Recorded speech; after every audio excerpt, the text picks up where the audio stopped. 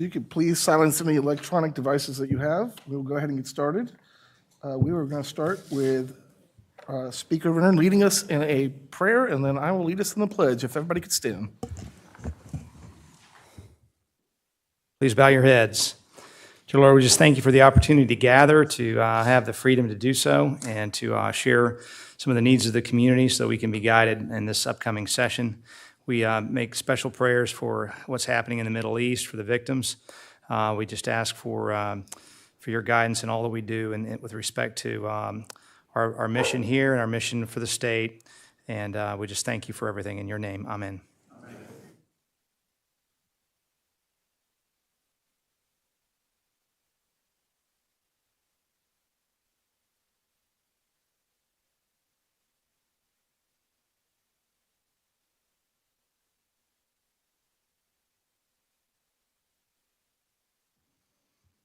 Thank you. If you are not on the agenda, please get with my staff over here if you want to speak and fill out a speaking card, and we'll make sure we call you up. Before we dive into it, I will turn it over to Representative Renner for some brief remarks for opening. I'll be brief and say I don't have any brief opening remarks, but it's great to be here. Great. I have no brief remarks either, so we'll start right off with Greg Hansen, Flagler County Board of County Commissioners. Thank you, sir.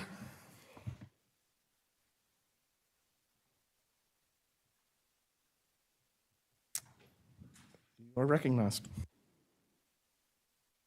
Two policy priorities I want to highlight. One is the amended Florida Statute 288.0656, which is to increase the population levels of a defined rural county.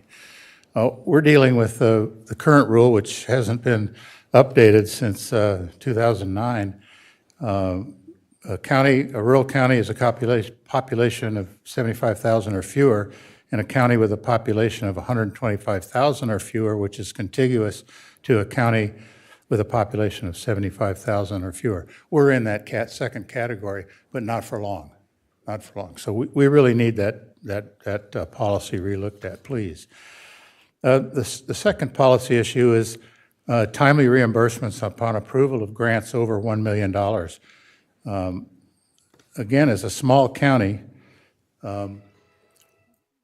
we have to pay these grants. We have to pay for the stuff out of our pocket, and then we have to wait to get reimbursed by the state. And if you could do some legislation that perhaps gave us 25% up front or something like that of projects over $1 million, we have over $35 million right now in this category that we have to pay out with no reimbursement until whenever the state gets around to. So that's a policy issue we'd like you to look at and see if there's something we could do about that. As far as funding projects, we have a big one for you. This is septic to sewer over on Highway 1. As you come into the South County, if you come up 1, all the land on the left side of 1 is commercial, and all on the right side is residential. There's no water and no sewer. That whole length, all the way up to Bunnell. If we could get that done, we have FAGUA is ready to take it over and ready to manage it. But it's a $20 million ask, 10 for the sewer and 10 for the water. But this one's really critical for us for as far as economic development. It opens the door for all those pieces of land to get occupied with either commercial or with affordable housing. Under the Live Local Act, we'll have a chance. That land is defined in Live Local. They could be changed. We could, as a county, fix them so they could do affordable housing out there, but not until we have water and sewer.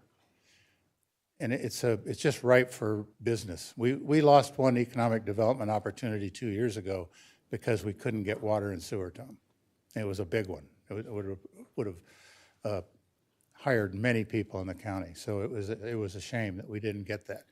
So that's critical. We're going to talk to you about the beach, $27 million for the beach. That's going to finish up. We get you a special presentation on that. With that, I'll be followed by Michael Lagasse.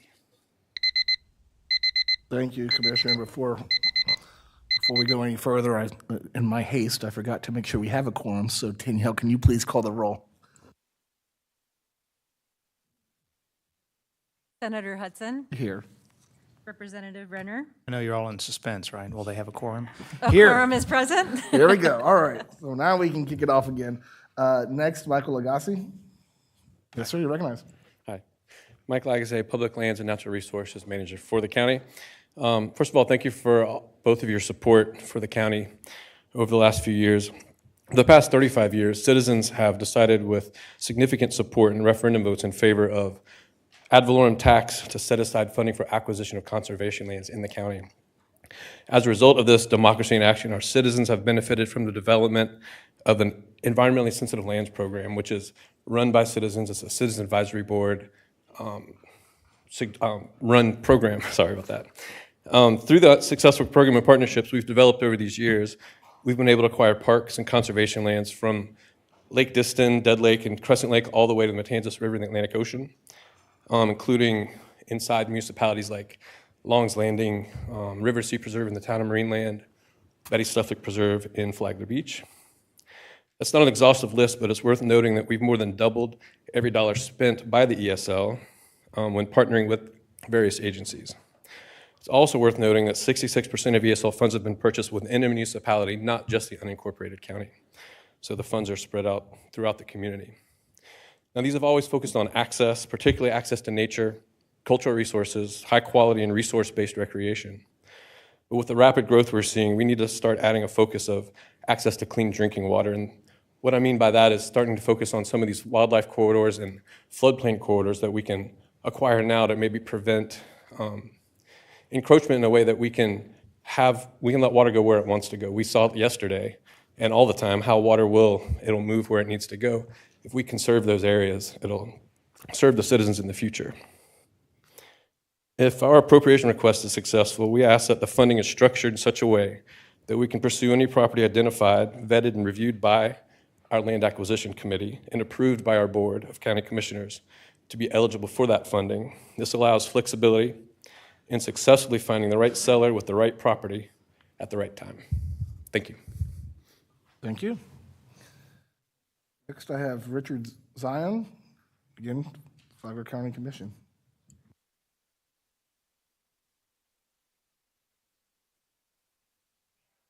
Good afternoon, gentlemen.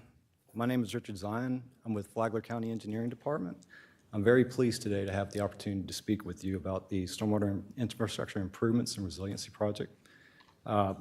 As we all know, Flagler County is not unique in terms of, we suffer from our own flooding conditions in this area, and we've been impacted over the last few years from some of the storms like Ian, Nicole. But there are areas in the county that are uniquely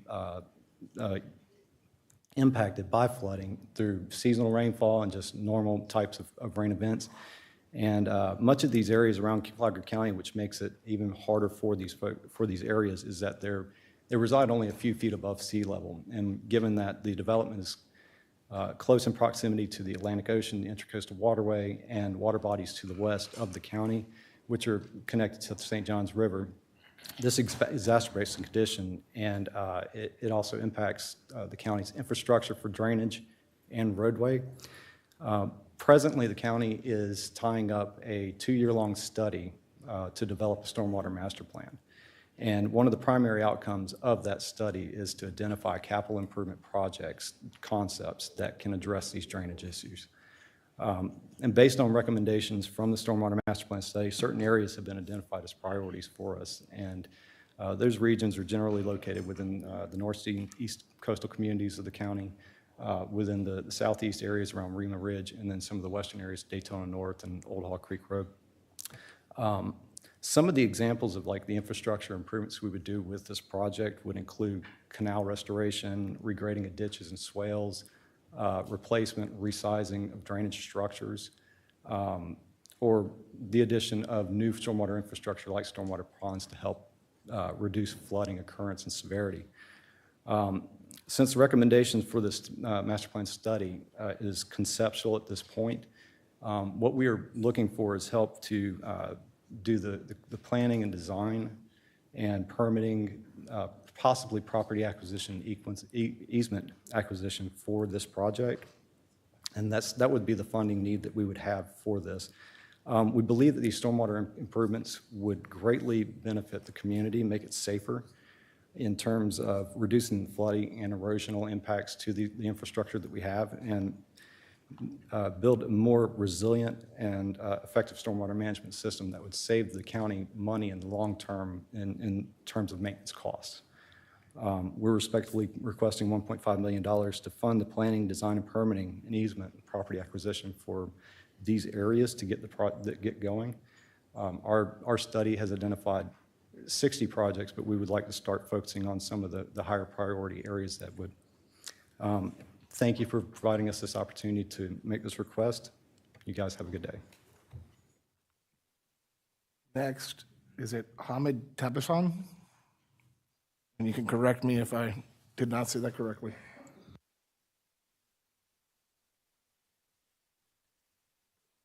Good afternoon, Senator Hudson and Speaker Renner. Hamid Tabassian, Assistant County Engineer.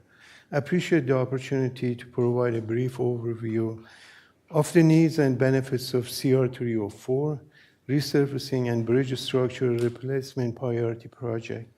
CR 304 from US 1 to 305 not only connects US 1 to State Road 11, but it also connects to State Road 100 and US 17, making it a very important route in the county's roadway network.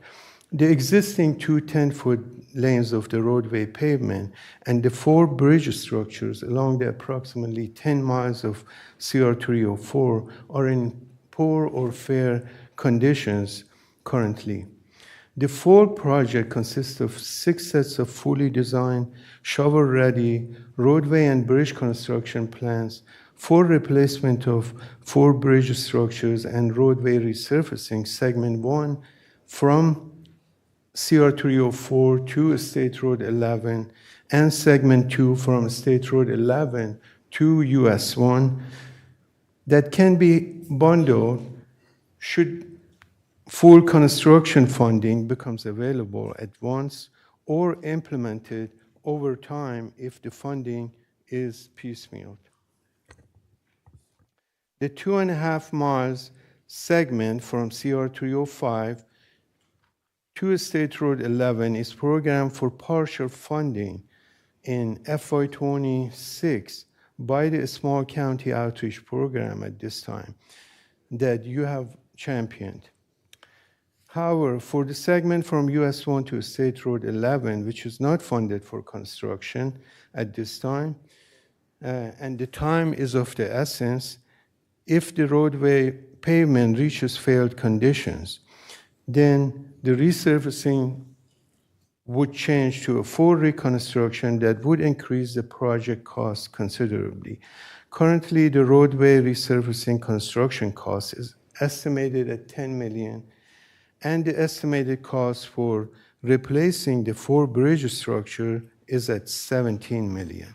The resurfacing project will widen the roadway to 2 12-foot lanes and 4-foot paved shoulders on each side, providing safer road for all. In addition to a safer, improved transportation system, the project will stimulate the local economy as well. We would appreciate your consideration and support to provide the funding for construction of CR 304 project that are a top priority in our 5-year work program, as well as the legislative funding priority. Thank you. Thank you. Next, I have Ansley Ring-Key.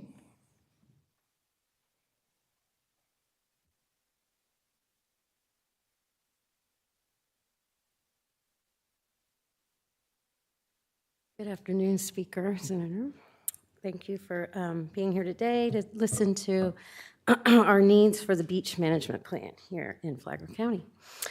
So Flagler County beaches have seen irreversible damage from the recent storm events, and they cannot recover without human intervention. Flagler County is depending upon a healthy beach system that provides storm protection, recreation, space, and environmental habitat. And the condition of the county's beaches and dune is important to protect our community and support a strong economy. Since these storm impacts, the county's 18 miles of coastline have not been restored by an effective beach nourishment project that will actually restore the beach and the dune to historical conditions and provide the benefits previously noted. As time goes on, the conditions of our beaches and dunes continue to degrade with each passing storm. To date, the county has only been able to implement piecemeal dune restoration projects that do not address the larger problem of storm loss or storm and sand losses, and we have a very what's called sediment-starved environment now. So the county needs to implement a full-scale, comprehensive beach and dune restoration project that will address not only the dune but the entire beach system. Every year that passes, the shoreline continues to retreat, getting more and more narrow, which is rapidly increasing the vulnerability and the risk to our community. Flagler County has identified a plan that will effectively restore the beaches along all 18 miles of the shoreline. The project will be built with the elevated beach berm in front of the dune. The preliminary cost estimate for this complete restoration of the beach and dune along the 18 miles approaches $100 million. Fortunately, the elements of a comprehensive beach plan are coming together, and a portion of the needed funding is in place. The Army Corps of Engineers is currently working to restore the beach in the city of Flagler Beach. This project includes federal and state funding totaling $32 million. The project will address the most immediate needs along the southern 6.4 miles and the county's 18 miles. The county is now leading the effort to a comprehensive restoration of the northern 11.6 miles. Recent efforts by our community and support from the Florida legislature and FEMA have resulted in the availability of $41 million to go towards this comprehensive restoration. However, we still have a shortfall of $27 million. The availability of such a large sum will be difficult, if not impossible, for our local community to meet. We need help beyond our local community. Accordingly, we seek help from the state of Florida, and we are seeking your help to secure the additional funds needed to restore the beach and dune system for our community and economy. And we would like to ask that the shortfall be funded in order to get this initial beach restoration done as soon as possible. And thank you for taking time. No problem. And Representative Renner has a question for you. Thank you, Chair. Well, can you break down the $100 million in terms of who's paying what the goal, the ultimate endpoint would be? I know you're asking for more. How much is the county in for? How much is the state already in for? Obviously, you're asking for the 27 Sure. and then the Right. feds. So right now we have, let's see, state and federal for the Army Corps project was $32 million. So FDOT and the Army Corps added together. We have $4 million from FEMA and $35 million from the state legislature. How much in from the county? And right now, the county needs to come up with their local share of $27 million to make this happen. Okay, but you're asking us for all of that. It's a big ask, yes. Okay. When we did the special session, one of the things that we made sure to do is actually give an opportunity to waive the whole local match, which is not what we've done. Typically, it's been a 50-50 match. Right, So correct. do you know how much of that is still available, if any, and can that be used for this project, or? Yes, so all of that $35 million will be going towards this project. That's where the $35 million came from? Okay, all right. Okay, thank you. Thank you. Next, we have Denise Bevan and the City of Palm Coast.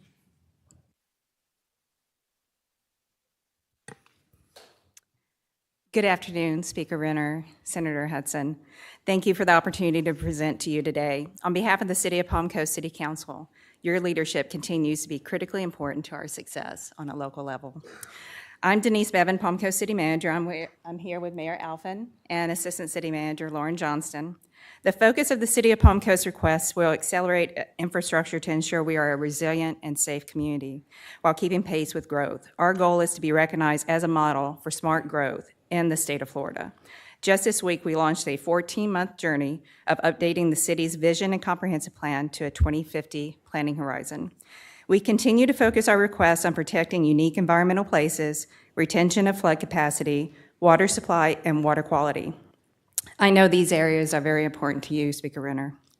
We are seeking support to preserve Palm Coast Parkway's unique hardwood tree canopy associated with the Grand Swamp and a Bulow Creek relic dune, which are very special places. We are also eager and ready to continue to expand conservation to the west to complement the Florida Wildlife Corridor.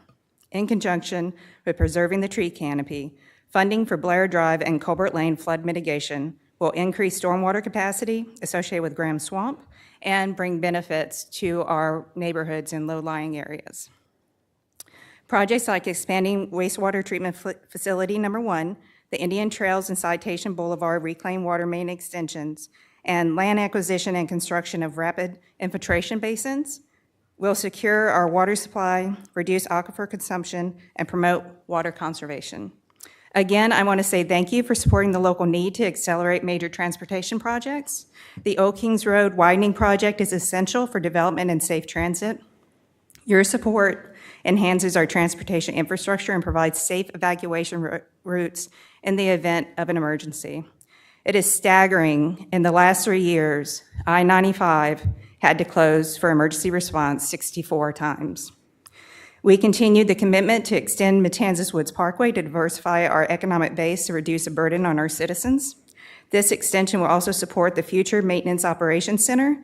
It will serve as our EOC and house our major infrastructure departments to respond and serve the city of today and the future. We are a young city, but preserving our oldest building, Fire Station 22, is important for our identity. We are seeking funding for building code updates. We are extremely excited about the potential of building a YMCA that will promote wellness, education, and community engagement, which echoes our reputation as a place to live, learn, work, and play. With that, thank you for your support and your leadership. Thank you. Next, I have Dr. Alvin Jackson, but I believe the mayor is going to speak. Mayor Robinson.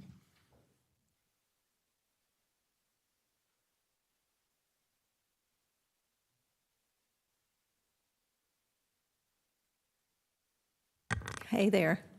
It's always good to see the both of you here and other places. I want to thank you so much for the support that you've given the city of Bunnell over the years. It's really made a world of difference in what we can do and what we can accomplish. One of these days, I'm going to come before you and just thank you and not ask you for any money. How about that? But today's not that day. So I have 2 water treatment project requests. One is water treatment plant and collections, and the other is water treatment plant and distribution. The collections is to improve the infrastructure, performance, manholes, GIS mapping, comprehensive the sewer infrastructure. This is part of the master utility plan that we developed in 2019, and we're working through that process. We fully funded the wastewater facility itself, and this is another project that piggybacks on top of that to make the water better when it actually gets to the folks' homes. The other one is the water treatment plant and distribution, and that is funding for increased quality of water, water pressure levels, fire flow protection capacity, and increased protection of the water distribution system. So those are the water that leaves the plant but goes to the house as well and the man. The third thing is the old City Hall Coquina building. I'm sure both of you have been in there. We had to close it in 2019 because of issues with safety and that, and we haven't been able to open it. We've had some initial money to start the rehab process, and of course, when you peel the onion, you see more problems. And so we're coming back. We really want to get that thing open. It is the heart of Bunnell. It's probably the oldest building in Flagler County for recreation and for people to come to.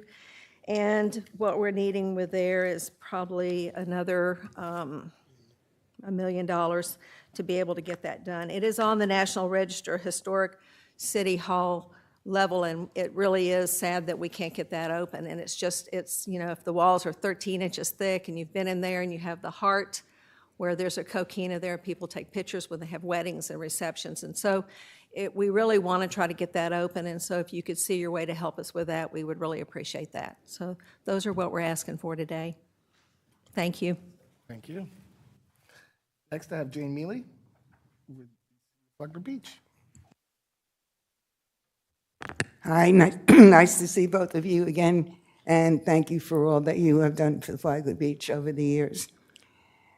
Among the city's priorities is the development of an infrastructure plans to meet future growth requirements and redevelopment, such as the design and construction of a redundant system to carry water under the Intracoastal Waterway that would connect to an existing main on the north side of the city that lies on the barrier island.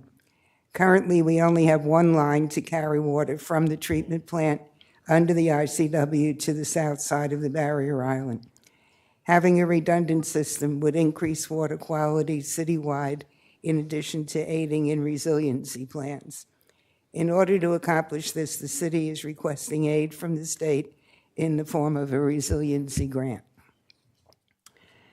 Next issue is the coastal erosion. You heard about the beach project, but I'll repeat it.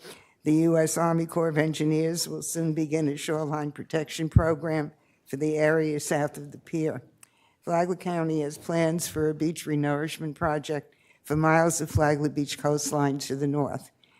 A continuous line of shoreline protection will aid in mitigating the effects of coastal erosion, thereby enhancing our tourist-dependent economy and maintaining the safety of A1A by combating sea level rise, storm surge, and tidal flooding for residents and visitors.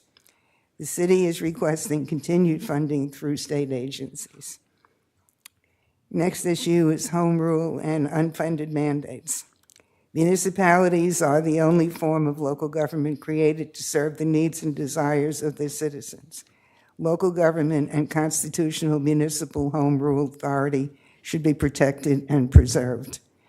Unexpected financial directives issued by state legislators can take money from programs intended to support or improve the quality of life of our citizens, increase local program costs, and increase rules and regulations that burden the local economy and lead to increases in property taxes and fees.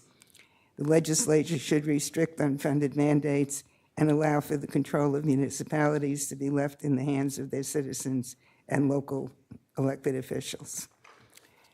Then next is access to the internet for all citizens.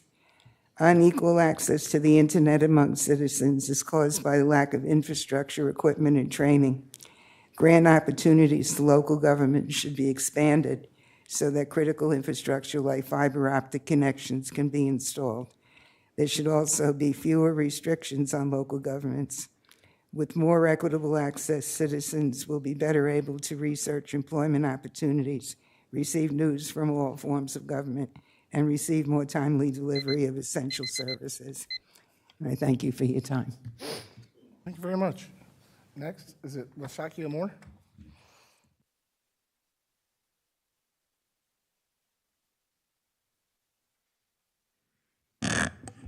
You're recognized.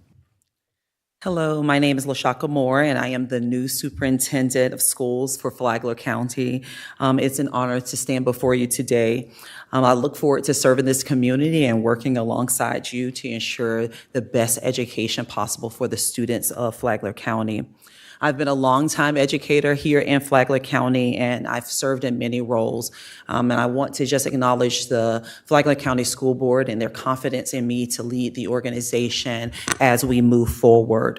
We've coined the theme this year of Flagler Forward, and that really stems around parent and community engagement, student achievement, as well as the stabilization of our organization through standard operating procedures that will allow for operational efficiency.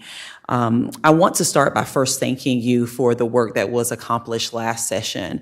The changes made to the district cost differential were worth millions in recurring operational dollars for the district.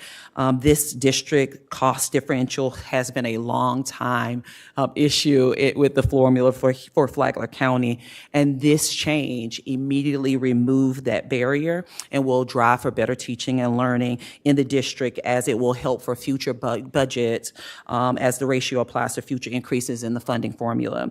I also want to thank you that as parental choice in schools expanded, you not only fully funded the cost of this transition, but you also established a reserve that ensured that adding scholarships throughout the year would not be an adverse impact to the school system and the families that we serve, and I want to thank you for doing that.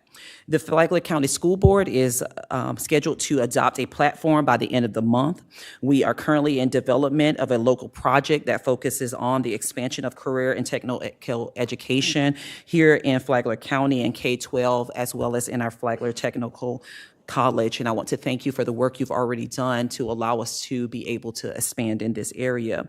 We also ask that you continue to look at ways to address critical shortage areas in education, similar to establishing an emergency temporary certification that will allow for individuals who have a bachelor's degree that may not currently qualify for a 5-year temporary certification in order to come in and be candidates here within Flagler County, but also across the state as a whole. We are thankful to this delegation for the important work for the district and the overall community as a whole, and we look forward to being good partners with you as we move forward. I ask that you consider a future meeting with me in early November after our board takes action on their platform. Again, I thank you for this opportunity. Thank you. I have Dr. Tom Labasso.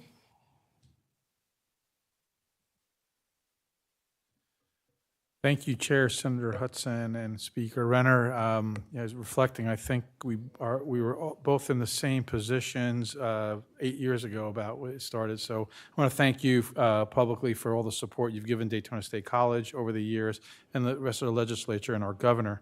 We have a robust request this year, 3 PICO projects and then some other one-time projects. The first one is, as you've supported the firing range and the driving pad and tactical house for our law enforcement program, moving to DeLand, is the next request is to, which should be the last of the dominoes, is renovating 2 buildings. That's a $6.6 million request to renovate 2 buildings so we can properly equip them with the special classrooms at the emergency services, because we're also bringing in our EMT, our corrections, and our paramedic program to the DeLand campus. The second PICO request is an exciting one. In working with Embry-Riddle, there's a real big demand for airframe, power plant, and welding. So, we're looking to locate this building at the New Smyrna Beach as an anchor to the Space Coast and the related, so we can provide the labor force and help be an attractive location in South Volusia for the Space Coast. That's a $13.4 million request. That will produce 3 certificates for the power plant mechanic and the airframe mechanic program, as well as the welding program. So it's 3 credentials that will be produced out of this facility. The third request is the firing range was funded 2 years ago, and unfortunately with the increase of cost of construction and things like that, and our formula doesn't really fit well to give us a number that works for a firing range, because we don't build firing ranges that often. The project came in quite a bit over budget. Our Board of Trustees have committed $2 million of local money to help fill that gap, and then we're asking for 3.6 from the state to just close that one out. We are fronting the money in the meantime because we didn't want to lose time out of a reserve fund to get it going. The fourth request is for our law enforcement EMS training critical equipment. So with the move and with the new driving pad, we're going to need to purchase some SUVs, patient simulators, and we want to create a virtual reality scenario for the law enforcement, as well as the EMTs to go into these virtual reality situations. And that equipment will run about $1.8 million.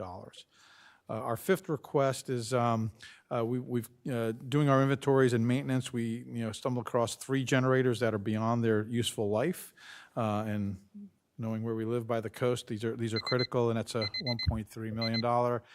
We have a real quick request for some firefighting equipment for our firefighting academy, things like the apparatus to replace old gear that's going to expire.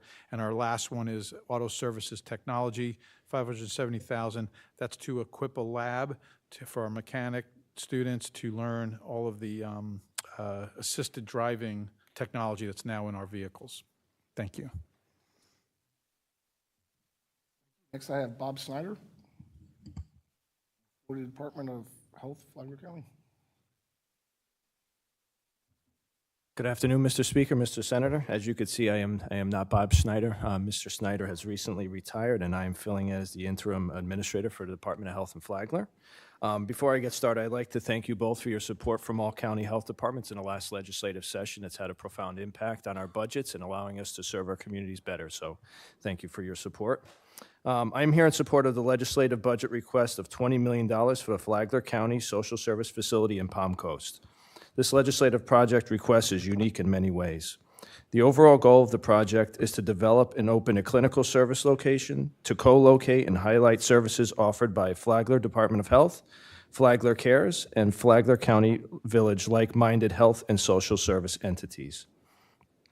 In 2022, Flagler Department of Health provided 156,713 services to 35,000 Flagler County residents, of which 70% originated from the Palm Coast. This data highlights one of the many reasons to embrace the project location and service model as we look to the future.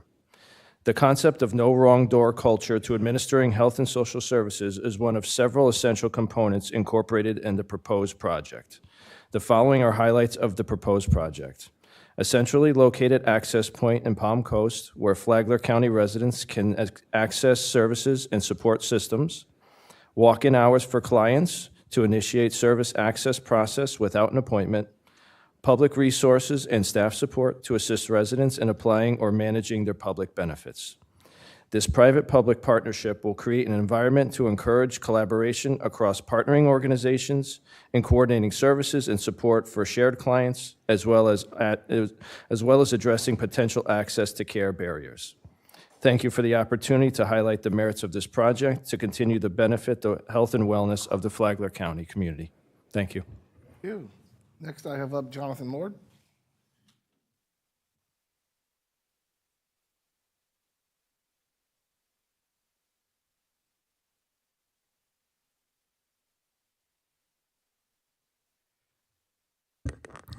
Good afternoon, Speaker Renner, Senator Hudson.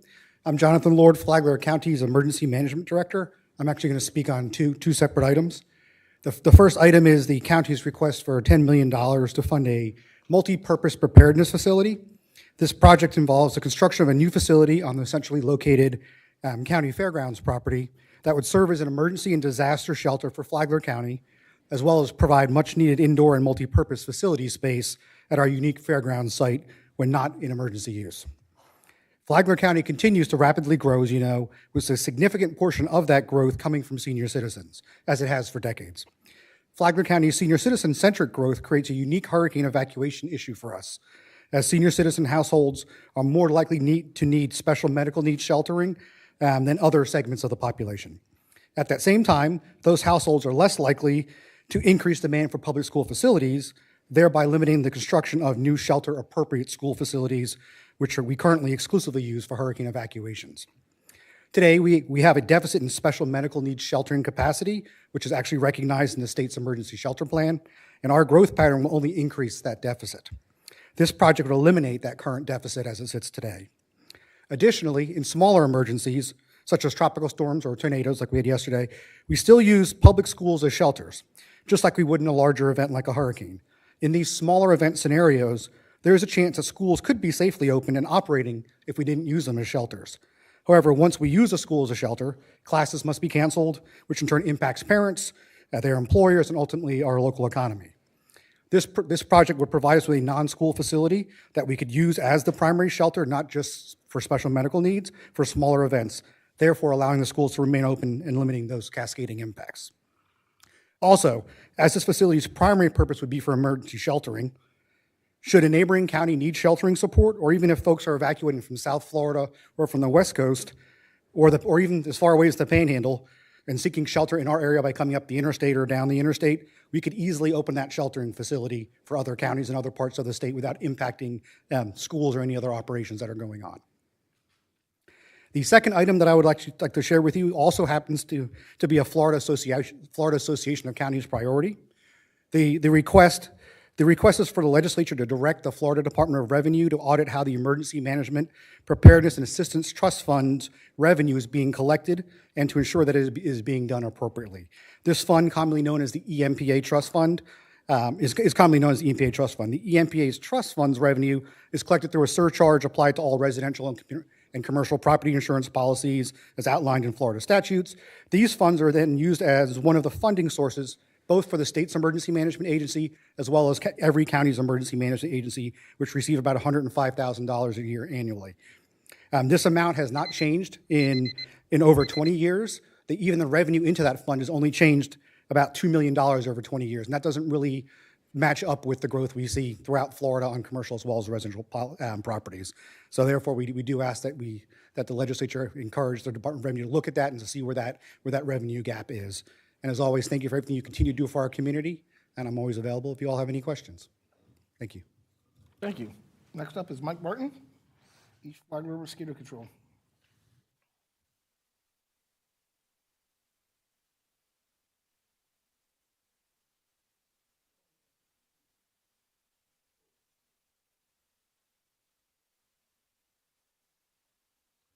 Good afternoon. I am Mike Martin. I'm the chairman of the board of East Flagler Mosquito Control District, and I want to thank you for giving me this opportunity to speak to you.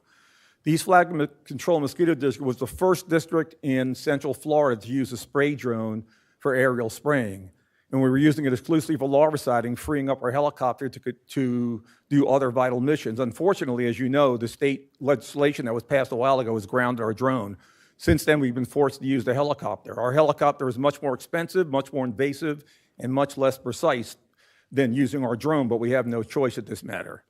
We also have expanded our mosquito district by 13%. We will start servicing those areas as of January 2024, and we will be required to do a lot more adult-deciding missions with the helicopter because those areas are prone to floodwater mosquitoes, and we have a lot of floodwater mosquitoes right now.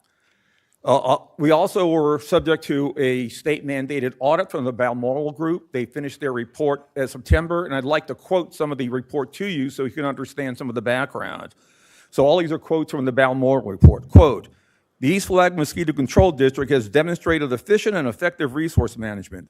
Resource needs will continue to grow as the district expands to meet the needs of the growing region." Unquote. Quote, "It is uncertain whether the continued increases in revenue due to district expansion will be sufficient to cover higher future costs due to expanded service need." Unquote. Quote, "EFMC staffing levels have remained fairly stable and appear to be appropriate for the scale and scope of the district's operations. However, increased staffing needs need to be considered as the district continues to grow. In addition, a replacement helicopter is needed to avoid downtime and costly maintenance." Unquote. And we are working to acquire a new helicopter as I speak to you. Why do we focus on larviciding? Again, I want to quote the Balmoral report to you. Quote, "In an attempt to reduce the use of harsher adulticides, EFMCD concentrates on larval habitats to prevent their emergence as adults into the environment. In addition, larvicides used do not pose unreasonable risk to human health, according to the United States Environmental Protection Agency." And one more quote. Quote, "East Flagler MCD should review staffing and equipment levels to accommodate the increased demand. Filling vacancies, hiring a second pilot, increasing equipment inventory, and acquiring a replacement helicopter are some suggestions to ensure East Flagler Mosquito Control District continues to deliver mosquito control services in an efficient and cost-effective manner in the future." So we are asking you for $158,200 to fund 2 new drones to use the larvicide and to free up our helicopter for other vital uses. The operating cost of the drone is about 1/10 that of using the helicopter. So we can save our taxpayers quite a bit of money. And as law deciding is far safer than adult deciding, it is far better for our environment.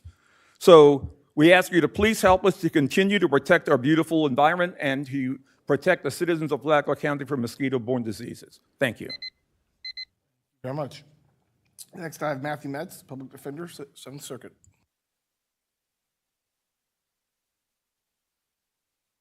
Good afternoon, Speaker Renner, Senator Hudson. When I initially scheduled back-to-back speaking engagements with the delegation, I didn't realize it would come with after such open access with both of your offices, else I would have taken myself off the agenda.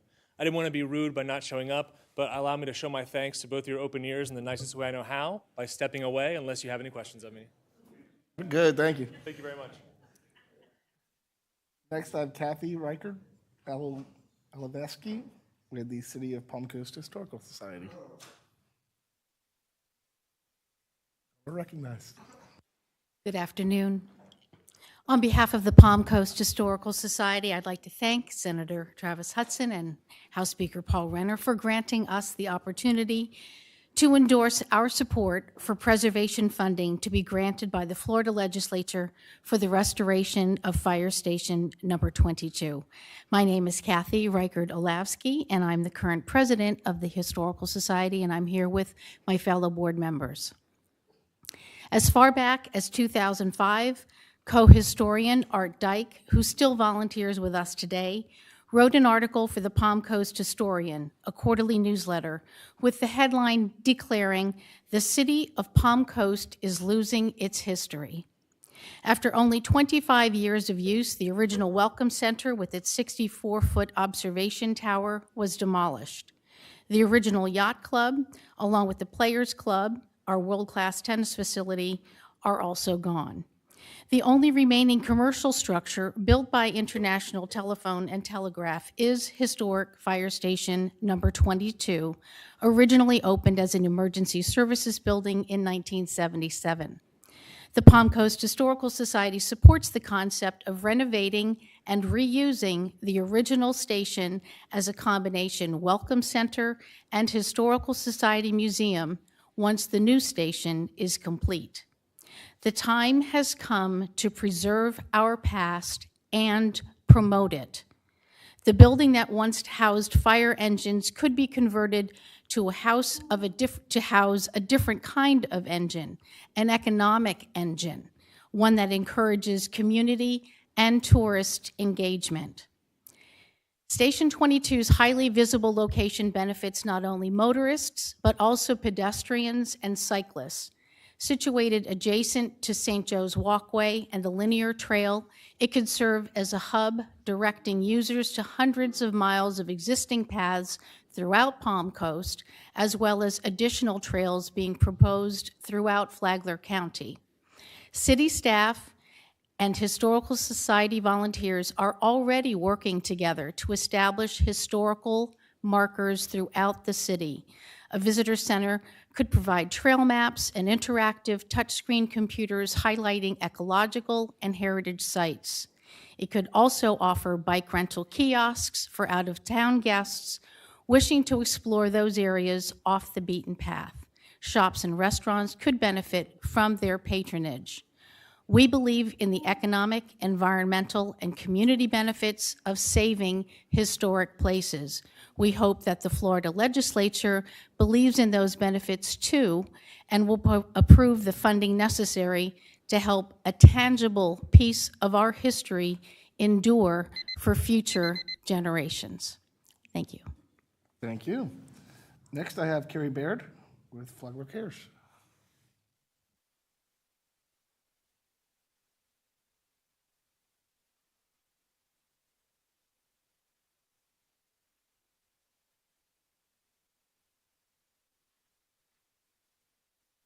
Good afternoon. Thank you for the opportunity to speak today. I'm Carrie Baird. I'm the CEO of Flagler Cares, and I'm here to speak in support of the County of Flagler's request to create a one-stop shop for public health and social services. Flagler Cares opened the current Flagler County Village in the end of 2021 with just under 5,000 square feet and 3 partners, Flagler Cares, the Early Learning Coalition, the Healthy Start Coalition, and the House Next Door, with some generous seed money from Advent Health Palm Coast. In just 2 years, we've expanded to over 10,000 square feet, and we have 9 organizations under the same roof providing quite expansive services that include services for pregnant women, young children, including those with disabilities or developmental delays, early learning services, housing, financial services, assistance with benefits, mental health, and most recently, medication-assisted treatment for opioid and substance use disorder. By having 9 organizations under one roof, clients are able to come and meet all of their needs in one visit rather than dealing with transportation issues or taking time off from work to have multiple appointments. It has created an affordable option for organizations that served Flagler County, but maybe didn't have an office here or have staff located in the county. Our collaboration across agencies has been strengthened by working in the same physical space. We're in close proximity and can reach out to other organizations to collaborate. But we've run out of space. Several of our partners would really like to expand services that are available in Flagler, but there is no space left in our lease or in the entire complex that we're located in.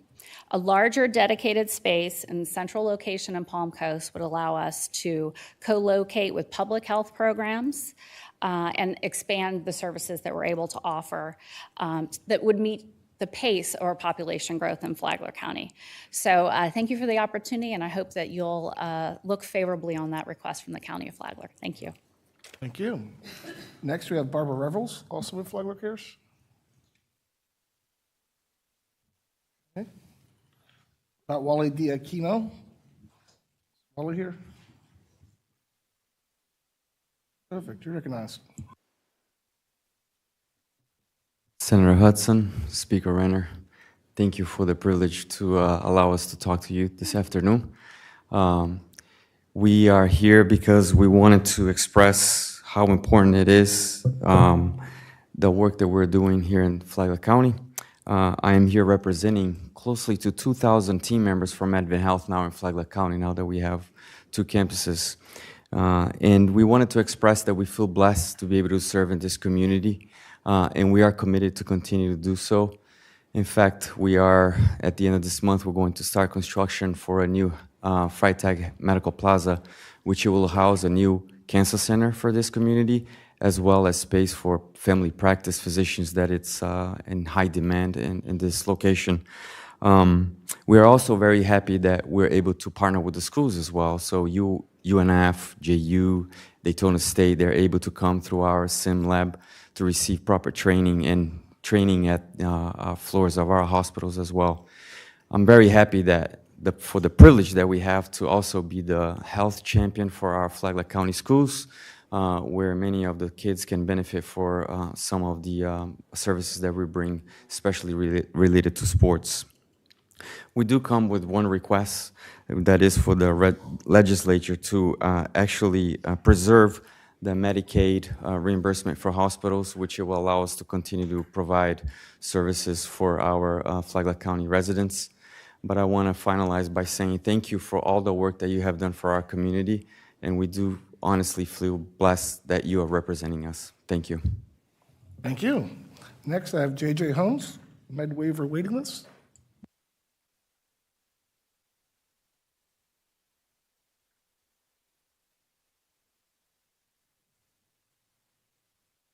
We also have a handheld mic on the other side if you want to use that as well.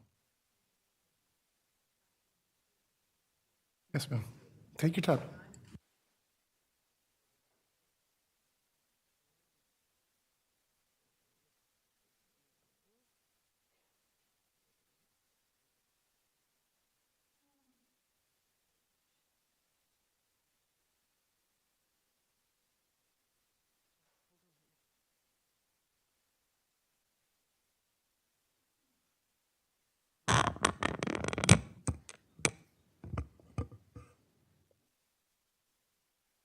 My name is J.J. Holmes. I'm a college freshman, and I've been waiting for mid-waiver disability services for over 16 years.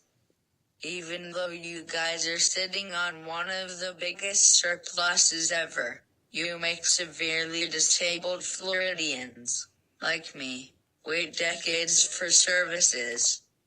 Florida is 49 for funding the program, and we have the most people in the nation waiting for services. People have died on the waiting list before they got the waiver. The only way I can get the waiver right now is if my mom dies, or if I become homeless.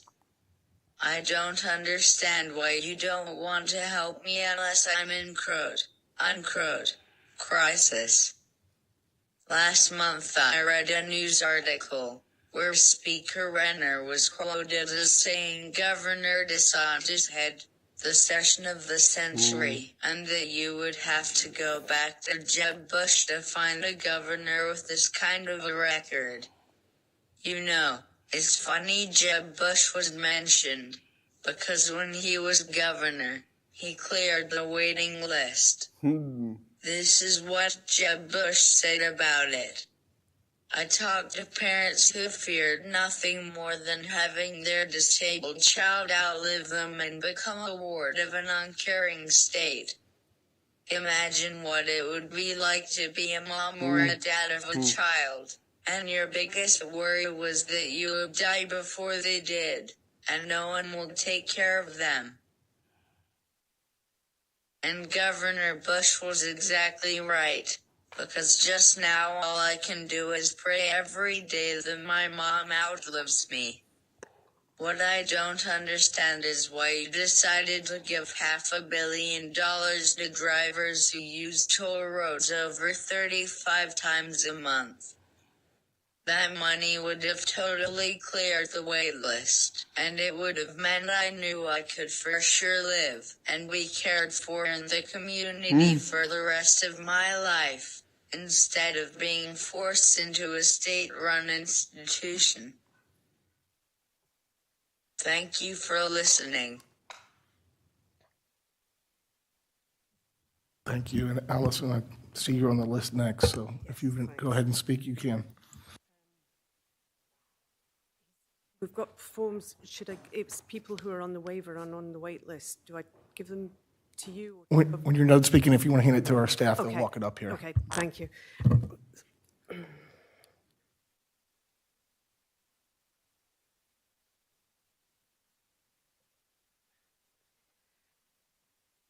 So the pamphlet I was given says this session there was accomplishments for all Floridians. Well, before session, my son JJ, who was born in Florida and has lived in Florida his whole life, had been waiting almost 16 years for disability services. And now session has ended. The only difference for JJ, he's now been waiting for almost 17 years. I don't know what was more painful, the fact that thousands and thousands of Floridians with disabilities were once again forgotten about this session, or the fact that my son and everyone else on the wait list are viewed as that inconsequential that you can say you accomplished something for all Floridians despite nothing changing for them.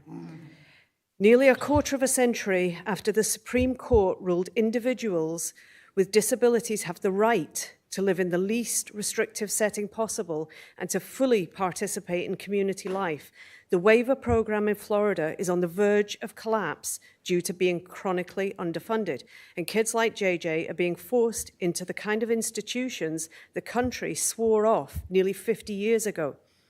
Yet fully funding the waiver would not be a heavy lift for Florida, and it's something that people from Anna Escamani to Randy Fine agree needs more funding. And now you're trying to cram everyone who's on the waiver into a for-profit managed care program. You will, of course, award the contract to the lowest bidder, which means this group of severely disabled Floridians are going to get second-rate care.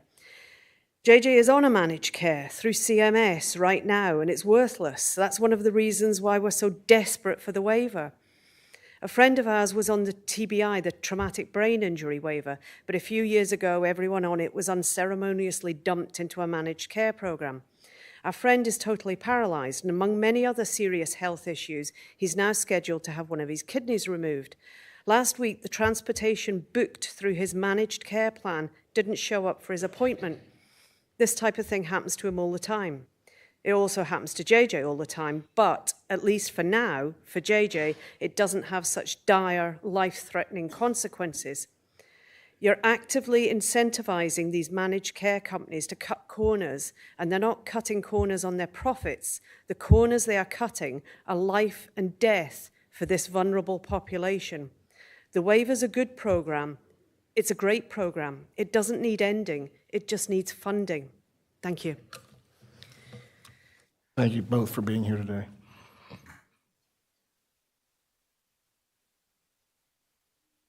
Next, I have Acadia Jacob, Florida Voice on Health. Florida Voice for Health, I'm sorry.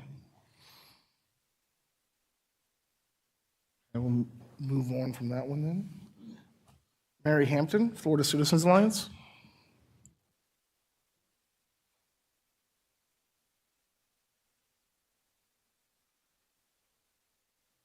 Mary Hampton, Florida Citizens Alliance, FLCA. We continue our legislative influence with your tremendous help in education policy and solutions for Florida's 3 million students and parents. FLCA has over 250,000 active supporters and local leaders in over 20 of Florida's 67 counties. In your briefing materials is our 2024 K-12 11-point legislative agenda with suggested bill language. A review. Item 1, harmful for minors. Item 2, opt-in. FLCA has successfully led a statewide movement demanding removal of sexually explicit material with our 2019 and 2021 porn report for all 67 counties. Obscene materials are sexually grooming our young children to be sex trafficked. House Bill 1069 from last session was a step in the right direction, but more to do. It is up to the legislature to repeal several loopholes in FS 847.012 that school districts exploit, including the Miller test. SB 1620 was great language to do that, by the way.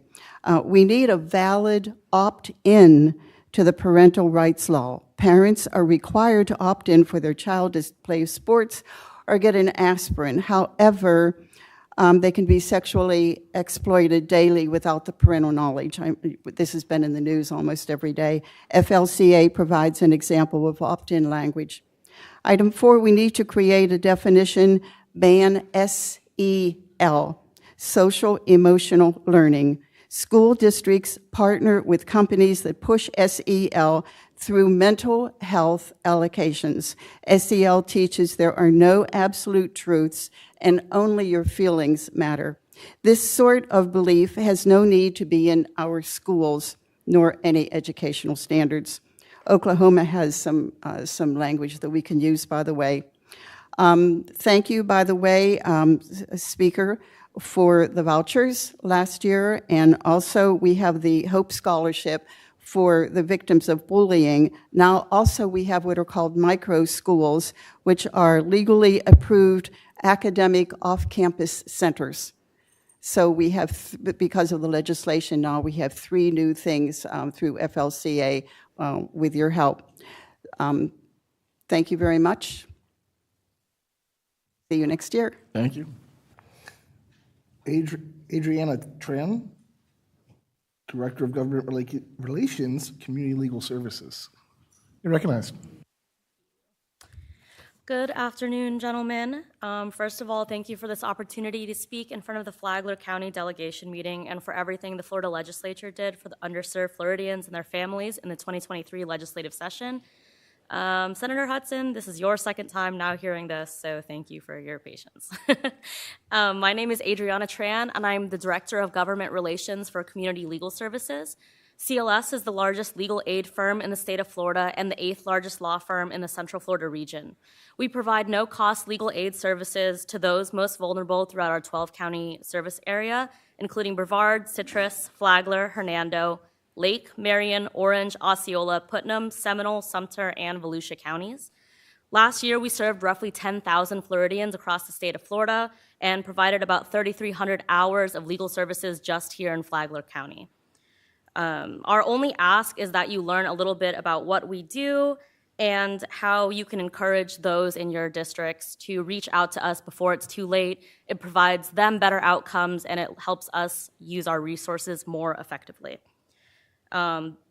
At CLS, our duty as a legal aid is to ensure that citizens are given the freedoms, liberties, and opportunities awarded to them under the courts by the Constitution, including access to a lawyer, knowing their rights and understanding the law, and meaningful engagement with the judicial system. Not only that, but we act as a guard against economic downturn, from keeping seniors in their homes, for helping domestic violence survivors, and getting veterans the benefits that they need. There was a case here in Flagler County where a senior had standing water in their home. We were able to help reach out and help them get their FEMA benefits and help them sign up for all of the assistance that was available to them, and this was due to Hurricane Ian. We do a lot of disaster work here, and especially with a lot of the hurricanes that have come through the state. We are also staunch advocates for veterans, and we are actually plank members of the Florida Association of Veteran-Owned Businesses. Our CEO, Mr. Jeff Harvey, completed multiple terms in Iraq and Afghanistan, and he serves as a lieutenant colonel in the National Guard. He has bridged his duty between law and between his duty to the country through things such as establishing the Veterans Law Institute, which provides pro bono legal services to veterans throughout the state of Florida. So in closing, we would appreciate if you would all see us as a resource, and please have your staff reach out to us if there are any constituent cases we can help with. Again, thank you all for your hard work, and good luck on the next legislative session. Thank you. Next, I have Christine Sikora, Career Source Flagler, Volusia. You're recognized.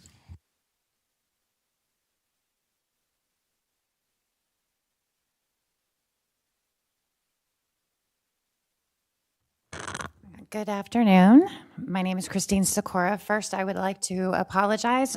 My boss, Robin King, who you both have met, is home sick with the flu. DJ from ELC will tell you that they teach the kids that sharing is caring, but Robin cares and didn't want to share. So you are here with me instead. I'm not here to ask for money, so there's that. Just want to give you a little update since the last time that Robin met with both of you. The first is the outcome of the REACH Act. The letter grades came out at the executive committee yesterday. Just would like to point out that we are second in the state at 102.41%. We got extra credit for serving the harder to serve. Two of the biggest ones were we had participants with an increase in earnings. We hit almost 95% of our goal. And then the reduction in those in public assistance, we met 100% of that goal. So I just wanted to point that part out. Second, I just wanted to give you another brief update on apprenticeships. We are one of only 4 career source boards in the state of Florida that is able to sponsor apprenticeships. I have an apprenticeship navigator, again, funded through the state, who's done a phenomenal job. That means that we can actually sponsor and create an apprenticeship.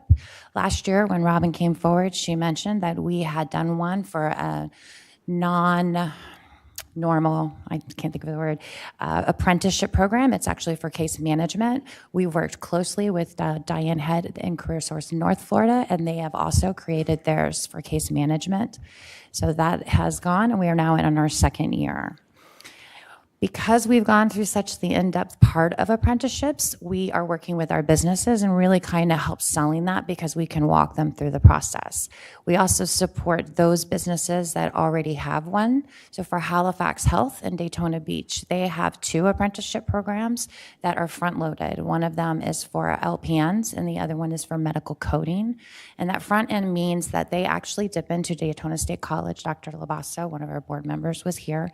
They go and they get the students and they hire them while they're still in school. And for that last year, they job shadow outside of their regular clinicals. And job shadow in the hospital, learning the culture, helping with that critical thinking. And then once they graduate, they're matched with a mentor for the first full year of employment while they're in there. We do the supportive services. They had one apprentice who, while she had referral from Early Learning Coalition, couldn't afford the extended day, so we came in, used our braided funds, and made it so that she was able to continue in the apprenticeship program. And since I'm almost out of time, I'm going to flip through it and just tell you that in your packet, there's an invitation for Career Showcase at Embry-Riddle Aeronautical University. That is next week for 1,200 students from Volusia, Flagler, and Brevard.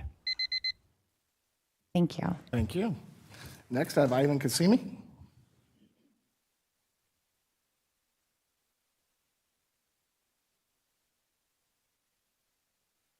Good afternoon, gentlemen, Senator, Mr. Speaker.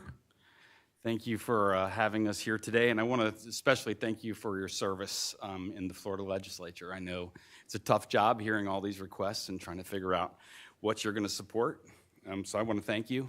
I'm Ivan Kasimi, CEO of SMA Healthcare. I've been at the organization now for 25 years, and so it's been a nice ride. I am surrounded by some incredible professionals that have also been here for a long time. Nicole Charbonneau, COO, has been with the organization for 11 years. And of course, Andrew Williams, Vice President of Flagler County Services, who's been here for 21 years. So we have a whole team like that. I want to thank you for your work in our space. Never in the 25 years that I've been in the organization have I seen the commitment to behavioral health, especially over the last 2 to 3 years. So I want to thank you personally for that, the FACT team, and especially the ISU here in Flagler County. You guys supported a project which is going to bring an integrated service unit here to Flagler County. It's going to add services, crisis services, for detox and for mental health. Also, it's going to bring some residential beds for behavioral health to the county, and some primary care. And it really fits with the vision for SMA, which is integrated healthcare, that's our future vision, providing everything from physical and behavioral health treatment to the county. So no longer will a Flagler County resident have to leave the county to get these services. So that's the important thing that you should know. We're really excited about it. We're excited about working with the county to bring that structure out of the ground. I want to thank you again. And I just want to keep you thinking that our population is growing in Florida, and this behavioral health is going to continue to need investment. So today I don't have a specific ask for you, but I will tell you that our Behavioral Health Association will be coming to you for different kinds of projects, and I hope that you would support that. So thank you. Have a good day. Thank you. Next, I have DJ LaBelle.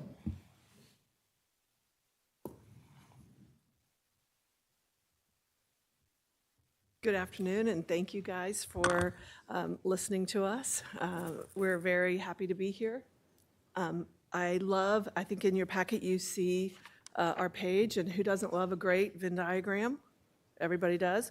And so we're really looking to increase affordable, high-quality childcare in our space. And really for us, what we're really trying to do is a couple of things this year. One is to expand the school readiness eligibility threshold. And I've talked with both of you that really what happens right now is that two-parent working families are being penalized. They cannot qualify for our services. And I think it's something we have to change. And I think both of you are on board with that. So we're working right now with representatives and senators from both of your houses to try to figure out how exactly to thread that needle to make that happen. We also need to work towards setting those provider rates that was put into statute back in 2021 and has yet to happen. We have, see, he agrees completely. Sorry about that. 97% of the counties in Florida are paying below the market rate for preschool care. And we really want to try to solve that problem. That makes it very difficult for families to afford those differentials, and it makes it hard for child care programs to be able to continue to stay open. There's a study that was recently done that says with the end of the ARPA dollars coming, that probably 20% of child care programs will close in the state of Florida in the next year. And that will create 200,000 less seats for children to be in.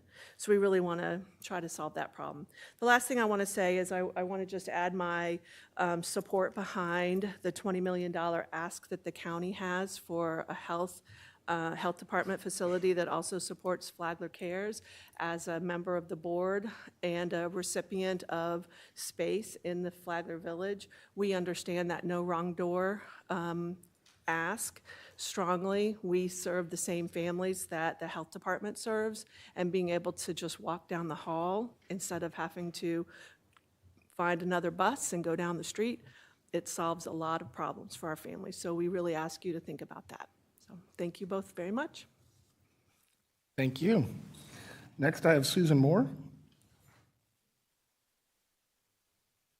Susan's with Easter Seals, Northeast and Central Florida.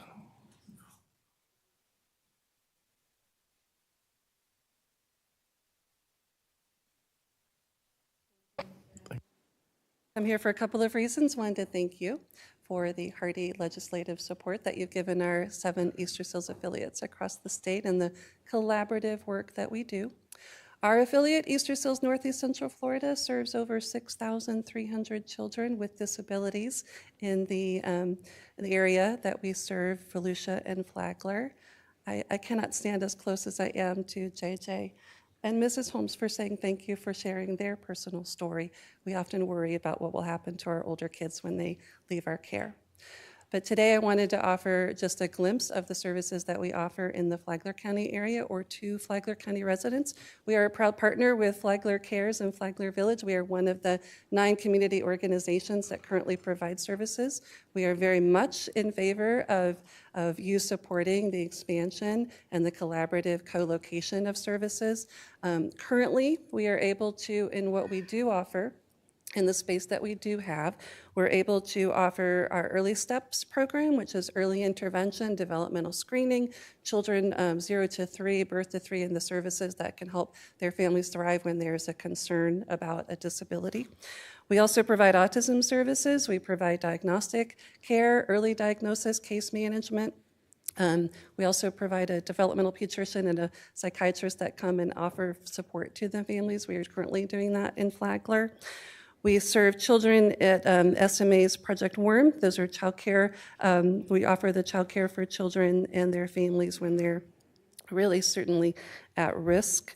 We have a pediatric navigator who helps us to help families that are really working to struggle through disjointed services and what that looks like. We'd love to bring her up to Flagler. And thanks to Flagler Cares, we just launched a teen mental health wellness program in Flagler, specific to Flagler, because we know that anxiety and depression among our teenagers is just really on the rise, and we are doing our part as Easter Seals to bring some of our therapeutic services and wellness programs to those teens.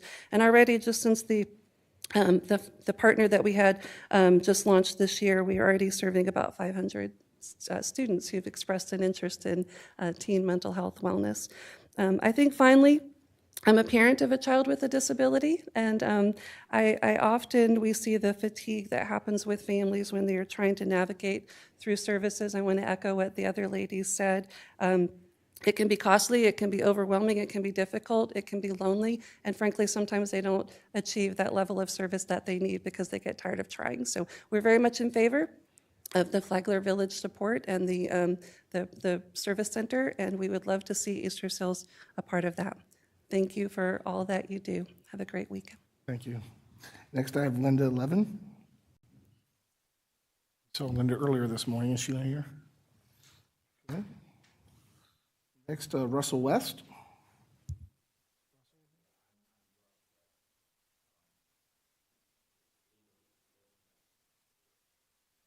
Did you want to come speak, sir? Yeah, come on up. You're recognized.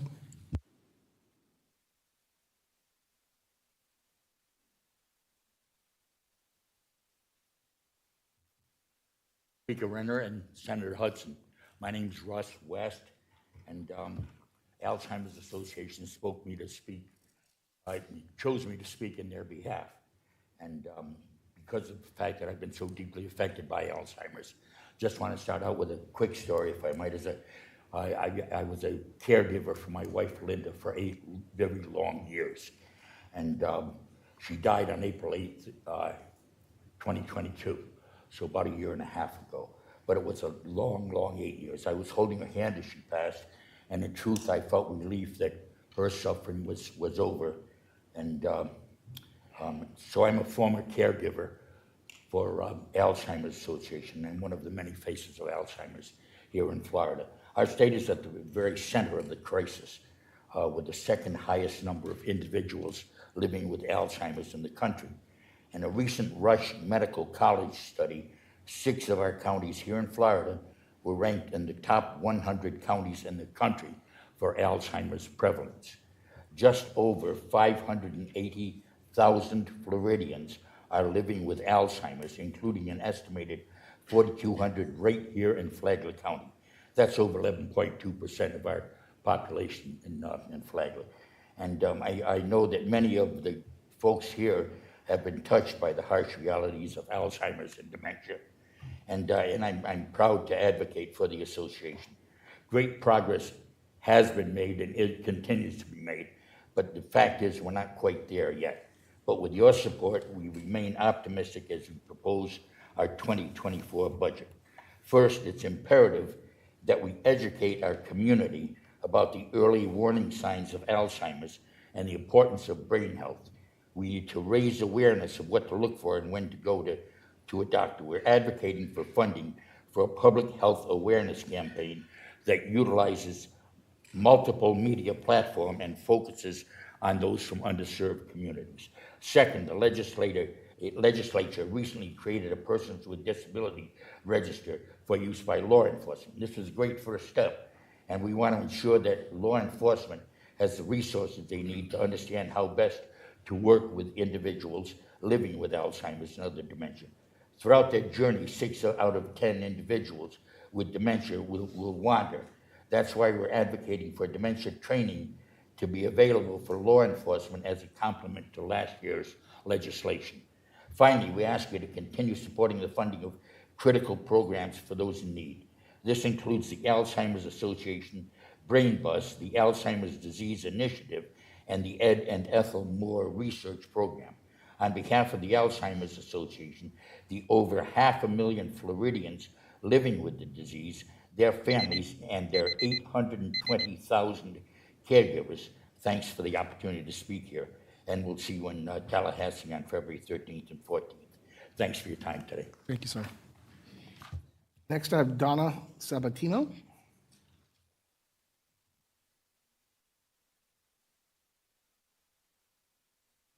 Hello again. Good afternoon, Senator Hudson and Speaker Renner, and thanks for the opportunity to talk about something that we've been trying to talk about for a couple of years now. It's called the copay accumulator legislation, or we're going to start calling it the double dipping bill this year.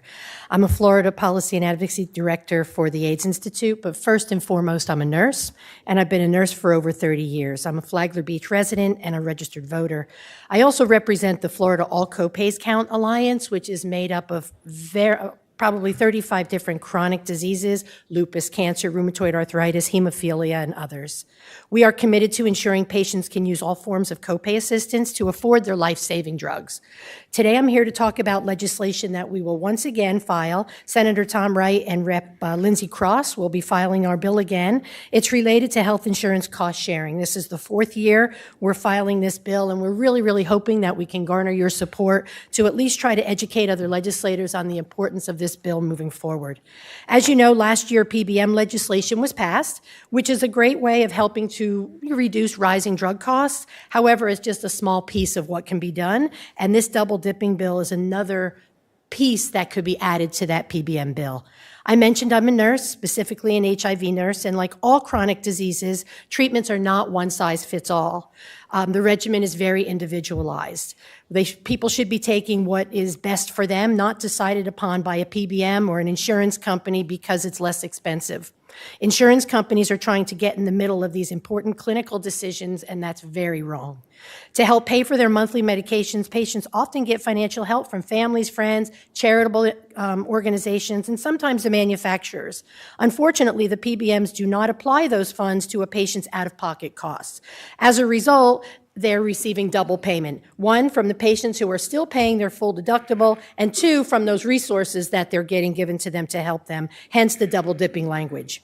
What happens when the patient is asked for full copay is they wind up leaving. They can't afford it, nor do they take their meds. The copay assistance programs includes new and older meds. So the PBMs are going to try to say that they're having the providers steer towards more expensive meds, which just isn't the case. As I said, there is no one-size-fits-all, and there are usually no generic equivalents associated with these high-cost meds. Furthermore, our bill does not change the tedious hoops that a patient has to go through, like prior authorization, step therapy, and other cost-saving mechanisms. The PBM has already approved the med. I respectfully ask that you ban this practice, which will stop this double dipping by the insurance companies and the PBMs, and make any form of copay count towards a person's out-of-pocket costs. See you in Tallahassee in a couple weeks, and again during session. And P.S., we're not asking for any money. We're just asking for fair access to medications. Thank you. Thank you. Next, I have Susan King, Feeding Northeast Florida. You're recognized. Good afternoon, Senator Hudson and Speaker Renner. This will be my second time speaking to you today, so I will try to go off script and not just be reading numbers at you for these 3 minutes, so it's a bit more interesting. I will take the time today to talk mostly about our partners here in Flagler County. We work with 4 partners. Majority are faith-based organizations. We work with Grace Community Pantry, No Borders for Hope, Palm Coast United Methodist Church, and First United Methodist Church of Bunnell. Now, they distributed almost 850,000 pounds of food in 2022. The volunteers and people sourcing this food are usually retirees or age 65 and up. And when they get these orders, there's a major infrastructure problem. From December 20th or December 2020 to now, they've seen their volume almost quadruple. And when you're asking a 65 or older population to move hundreds or thousands of pounds of food, sometimes 3 or 4 times, multiple times a week, it's not quite a sustainable practice. That being said, they do amazing work to put food on people's plates. And I do want to end today when you are considering some of these bills, whether it's access to medication, affordable housing, things to elevate poverty, you're also looking at solving hunger. When you open up people's budgets so they can afford more to put fruits, vegetables on their kids' plates, it's not a siloed problem when you're talking about these things. It's a systemic issue that goes across all sectors of healthcare, mental health, poverty. So when you're voting and supporting bills this session, please keep in mind that when you support one of these efforts, you're also supporting fighting hunger and food insecurity. Thank you. Thank you. Next, I have Steve Wonderly, Sierra Club, Volusia Flagler Group.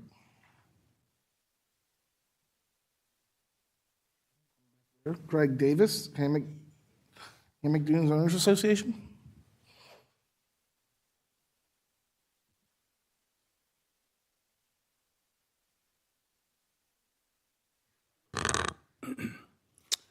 My name is Greg Davis. I am president of Hammock Dunes Owners Association. First, I'd like to thank Speaker Renner and Senator Hudson, as well as county commissioners, for the opportunity to comment on the legislative priorities. Our association is in full support of Flagler County's priority for beach renourishment, requesting $27 million to continue recovery from several named storms. Hammock Dunes has 2.3 miles of shoreline with a perpetual easement in place with Flagler County, granting the county administrative leadership of shoreline maintenance and renourishment. HDUA and the county have remained in a state of constant emergency since Hurricane Matthews and collaborated on 2 emergency repairs of projects in the dunes. Additionally, HDUA has completed 2 partial repairs independently. Our association has invested more than $5 million in restoration projects, permits, consultations, consultative services, as well since Hurricane Matthews. The 2024 funding priority is needed to accomplish a cost-effective initial dredge project and enter a period of proactive maintenance of the shoreline as compared to suffering continued high costs of emergency repair. Latest estimates for the countywide beach management plan is a cost of about $100 million over 10 years, or an average of about $10 million per year. That's federal, state, and local funding for the full 18 miles. This is substantially below the cost of emergency repairs experienced over the last 7 years for every ever-weakening shoreline. On Monday, this coming Monday, the County Commission will consider establishing the first countywide beach management plan using primarily sand renourishment from dredged seabed deposits as a solution. Additionally, public access in larger beach areas are part of the plan. In the last year's legislative session, federal state programs were well enacted following Hurricane Ian and Nicole, and I want to thank you for that. HDOA is confident of the future state leadership to repair shorelines to pre-Matthew conditions.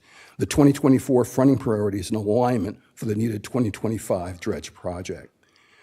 The state, Flagler County, HDOA, and all shoreline property owners can together accomplish a full restoration of pre-Matthew conditions for the public interest of all entities and stakeholders.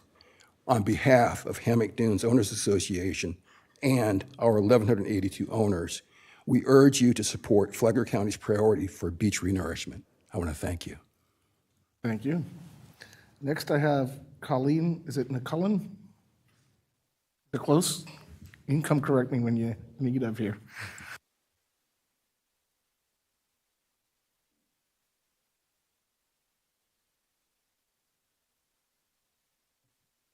Good afternoon. My name is Colleen Niccolin, and I want to thank you for the opportunity to speak to you this afternoon.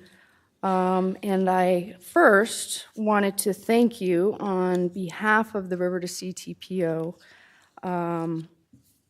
the gratitude for the support of the Moving Florida Forward Infrastructure Initiative and the funding of critical infrastructure projects across the state, including the reconstruction of the I-95 interchange at US 1, which provides access to both Flagler and Volusia counties and will serve to improve safety, increase mobility, and reduce congestion.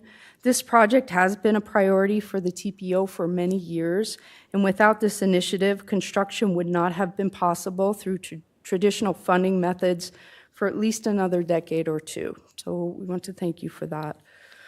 I want to talk to you a little bit about the TPO. The main role of our organization is to coordinate regional transportation planning between the 22 member governments, both in Flagler and Volusia counties, the various agencies throughout the state, and the communities that we serve. This coordination ensures local input to the transportation decision-making process, and each year the TPO develops policy positions for transportation-related issues that our communities face. And in recent years, we have concentrated our focus on 3 primary areas, which are technology, funding, and safety. The TPO does support policy that increases the efficiency and resiliency of the transportation systems by maximizing the deployment of advanced transportation technologies. Whether it is supporting projects that advance ACES technologies, which are automated, connected, electric, and shared, or implementing smart cities or innovative pilot projects, these technologies have the potential to dramatically improve safety and efficiency of our existing transportation infrastructure. And while we recognize the benefits of autonomous vehicles and alternative fuel vehicles in improving transportation efficiency, safety, and air quality, we also understand the potential impacts on fuel sales throughout the state of Florida, which directly impacts funding for transportation. The River to Sea TPO supports the analysis of additional revenue sources such as vehicle registration fees, electric charging station surcharges, and mileage-based fees to determine whether implementation ensures equity among all road users, contributing to the maintenance and preservation of the existing system. And finally, with regards to safety, everybody has the right to go home at the end of the day to their loved ones, and unfortunately, that doesn't always happen. And safety is a factor in everything that we do at the TPO. And we support policy to improve transportation safety by discouraging distracted driving, designing for appropriate speeds, and improving pedestrian and bicycle safety. We believe a safe system approach is necessary, which makes safety a priority, and this includes safe people, safe roads, safe vehicles, and safe speeds. Thank you. Thank you very much. Next, I have Melissa, is it Mazida? Mazida? Okay. Recognized. You want to say something first? Yes, I'm Ryan Chandler. I'm the chair of the Association of Support Coordination Agencies. I'm next on the agenda, but we're delivering the same message, so I thought I'd save you some time too. Okay, yep, that's fine. So good afternoon, Speaker Renner and Senator Hudson. My name is Melissa Mazeda. This is Ryan Chandler, and both of us own agencies that provide support coordination services to adults and children with developmental disabilities that are on the iBudget waiver program. This is the program that JJ and his mother was speaking about before. They've been waiting about 17 years to get on right now. And one of the things that I have found over the years is that a lot of people don't understand what a developmental disability is and that it actually differs from other disabilities. A developmental disability is something that occurred prior to the age of 18, a lot of the times from birth, so Down syndrome, cerebral palsy, spina bifida, autism. But again, prior to the age of 18 is the difference. One of the things with a developmental disability is that it is lifelong. You don't get better from it. There is no getting over it. And there are three things that I would like to bring to your attention today. First off is I would love for you guys to support legislation to have the Agency for Persons with Disabilities included in the Social Services Estimating Conference. That would be really remarkable for the folks that are served by the program. The next thing is Senate Bill 2510 that passed this last session. Within it is a managed care pilot program. That is for people that are on the wait list, which is now called pre-enrollment. Managed care is not the answer for this vulnerable population, and the reason why is because Florida really doesn't have a good history of enforcing its managed care contracts, unfortunately. This is most recently evidenced by federal Judge Middlebrook's decision that was rendered this summer. Let's see, it was after a decade of litigation regarding medically fragile, developmentally disabled children, basically warehoused in nursing homes that were put there by managed care companies that Florida had contracted to. The waiver program is competent to do what it's been designed to do. The problem is that it has not been supported adequately. So parts of it have atrophied. The solution is not in changing the delivery system. The solution is in adequately supporting the current system, which is the iBudget waiver, which brings me to my third thing, which is quality case management. So that is what we do. We provide support coordination services, which is the case management component to people on the iBudget waiver program. There was a study that Florida commissioned about 21 years ago that recommended the caseloads for support coordinators be at 32. Fast forward 21 years later, and the caseloads are at 43. And the workload has increased exponentially. So those things I would really like for you to consider. And then, since I'm going to go into Ryan's time, since he so generously allocated it to me, one of the things I want to leave you guys with is that the people that are on the waiver program love the waiver program. The people that are on the wait list want to get onto the waiver program. And the reason why is because it actually allows them to have control over their lives in a way that managed care does not allow. In the waiver program, they can actively interview and choose their providers, starting with us, starting with the support coordinator. And they're able to live successfully in their community and have a paid advocate, which is us. The support coordination position is the only position or the only service on the waiver program that is required. We're the only service that cannot give notice to the folks on the program. We are there to advocate. We work for them. We do not work for APD. We do not work for a managed care entity. We work for the clients that are on the program. So they're our boss, basically, and they're able to actually then tell us what it is that they want to do. Let's see. And in short, Florida has not supported the very adequate mechanism for the delivery of services for people with developmental disabilities. It really needs to be supported, the current program. We don't need to change the delivery service into a managed care model. And that's basically it. So thank you for your time. Thank you very much. Next, I got Scott Towler.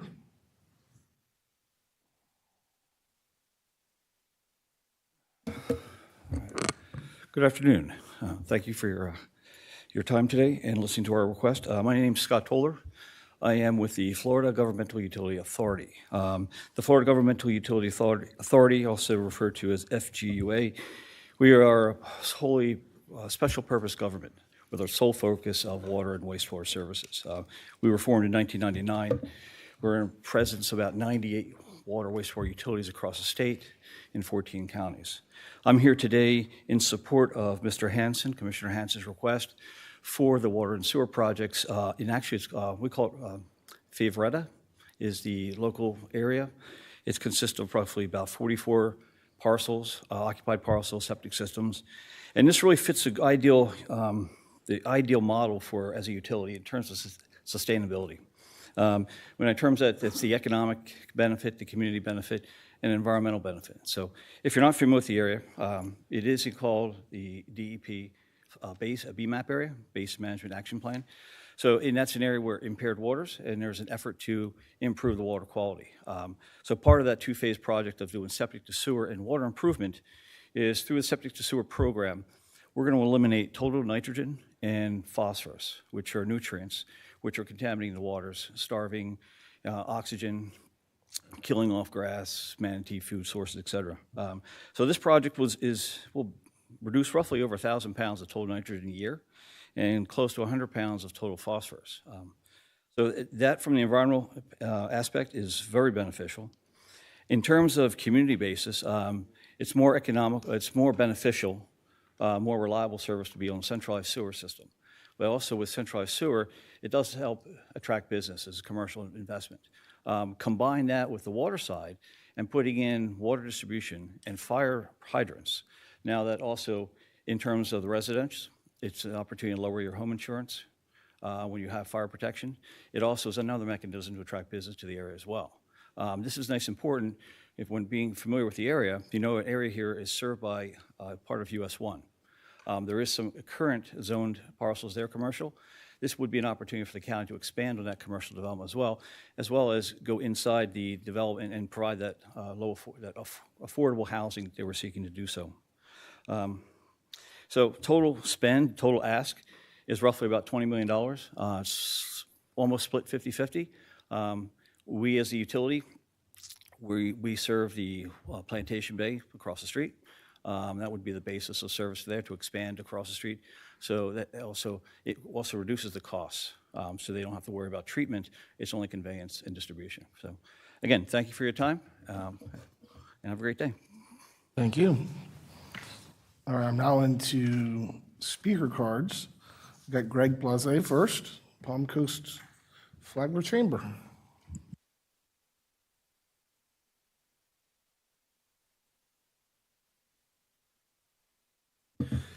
Good afternoon, Speaker Renner and Senator Hudson. First of all, thank you very much for your leadership on business issues in Tallahassee. We're very pleased as a business community on what you all have done with taxes, with regulations, and a whole host of issues up there. So thank you very much. The primary concern of the Chamber these days for what we wanted to talk to you about is really the growing population of Flagler County. And for that reason, between 2020 and 2040, our population could grow as many as 80,000 net new residents.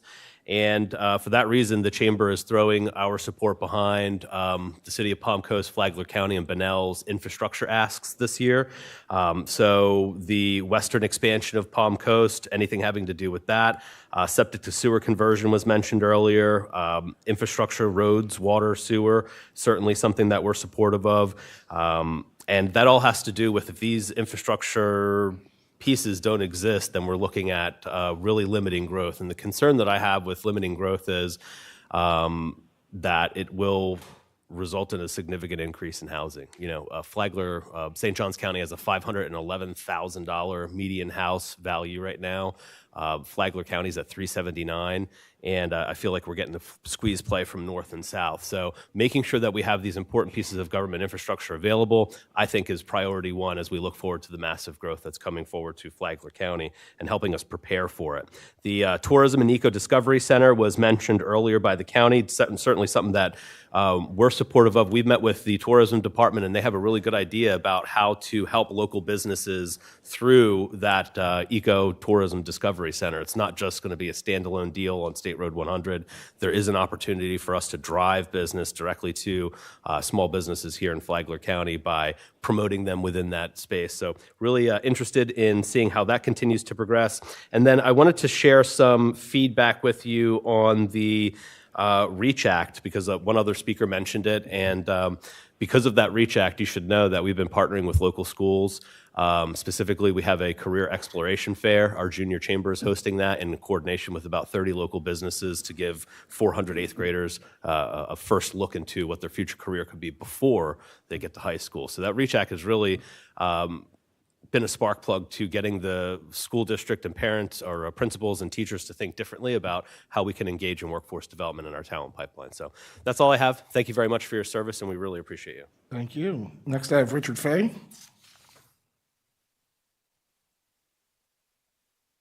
Thank you for your time. I want to first acknowledge that next week will be Celebrate Babies Week, and I'm very fortunate that Flagler County Commission will be doing a proclamation, and I submitted one for Palm Coast, but I don't know if they'll be able to get it on their agenda in time. So I'm here today. Last month, I found out that the Early Childhood Court Program for Circuit 7 in Volusia County, which was meant to grow, not to disappear, was ended. It was without any fanfare. I didn't even know it was going to be ending. I'm a trained infant mental health therapist.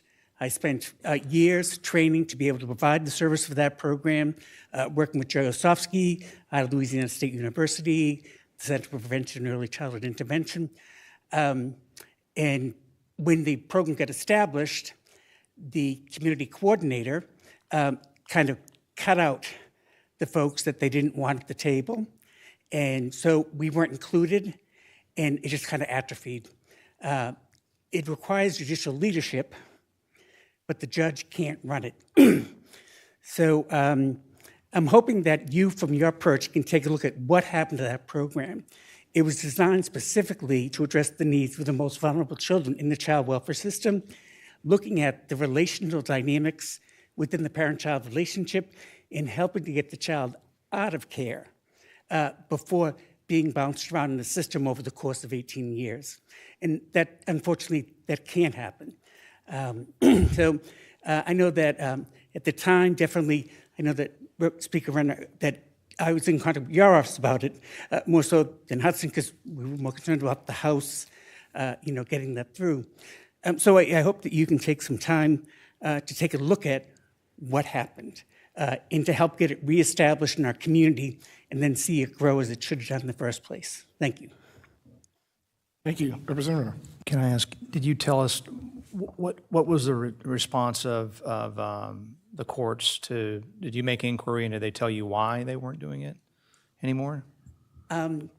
Because I might go before a judge, I can't directly interact with the judge about things that, so I have no communication with the judge. Chief judge or anybody that might be able to shed some light on? The only person that I could think of would be the family law administrator, like so that within the court structure management-wise. Right. She may have answers, but ultimately it came down to the judge having an extensive stakeholder team meeting regularly to figure out what did the judge need from the community to support the program. I see. And that kind of fell away. And that could, I have my personal beliefs. This isn't the place to give those. Right. But from the surface, what I see is that was the missing component that may have been what led to the demise. And the judge can't do it without the community support. Sure. Right. Thank you. Thank you. Next, I have Chris Sealcup.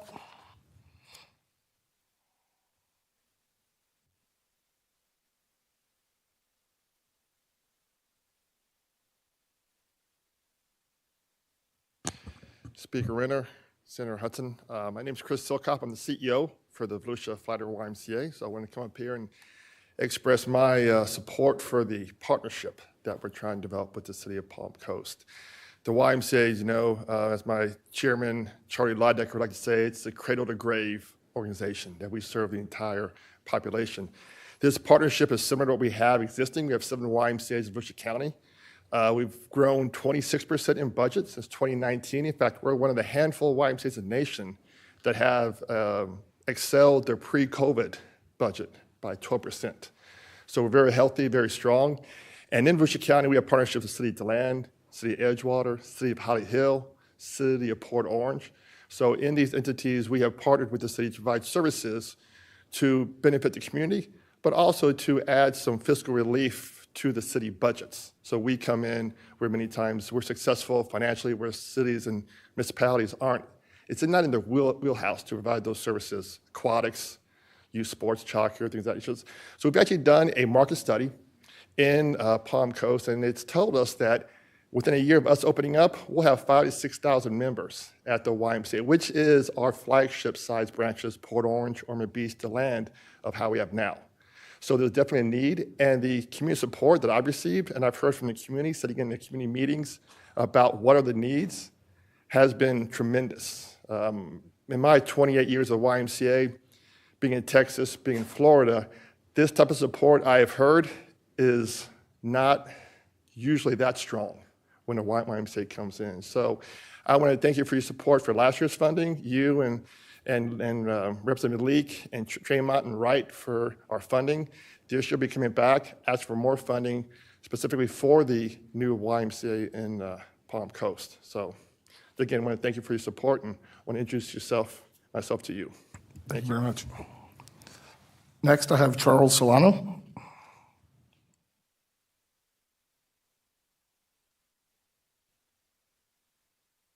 Speaker Renner, Senator Hudson, nice to see you. Thank you for your representation. You guys do a great job. I just want to add on to what Northeast Florida said, Feeding Northeast Florida. They do bring down a lot of food. They're one of our suppliers, but we ourselves did 2.5 million pounds last year. The need is that great. And I want to also highlight his remark about infrastructure, because a lot of our donations go to upkeep or expanding our infrastructure. It's key. But I'm not here to ask money for the food pantry. Thanks to the generous community in which we live, we don't need much there. I'm here to talk about open door recovery and the recovery landscape, as it were, because there's been a lot of money, for instance, that's been deposited here from the state government that organizations like myself can't access because of the structure of our program. So we have an opportunity now. Our vision is to build a campus because the need is great. Overdose deaths are up, overdoses are up. It's not going to get better anytime soon. So our vision is to build a campus where the most important piece of recovery can be enacted, which is transition. To transition out after a 9-month recovery program like ours is we used to have a one year transition piece because that's when rent was $900 a month or so, $800 a month. But now it starts at 15, so they need to recover, some assets which they lost. They need to get good jobs. They start their own businesses, and we help them do that. We want to extend that to 2 years, and because of the Live Local Act, we're able to put perhaps 30 structures, 30 small structures connected together, which could house up to 50 people and really help the housing shortage that we have for people of this demographic, because they really can't afford to stay here. They can't afford to stay anywhere. They usually become homeless. Finances are a big trigger. So I'm not here even to ask for money for that. I did put some money request on the form. I'm here to ask you to consider a different channel a different channel for ministries like us to go to get some funds if they're deposited here in this county, because we are helping the community. And that's all that I'm asking for, to consider that, because we can do a lot. We have a high success rate. We've been here for 11 years, and Thank you for your service. Thank you. Pastor, if I can get your cell phone before you leave and have you dig in with our staff and figure out where the gaps are that we can hopefully bridge for you. Thank you on so the sport. much. Yeah, happy to help. Next, I have Charles Hanger.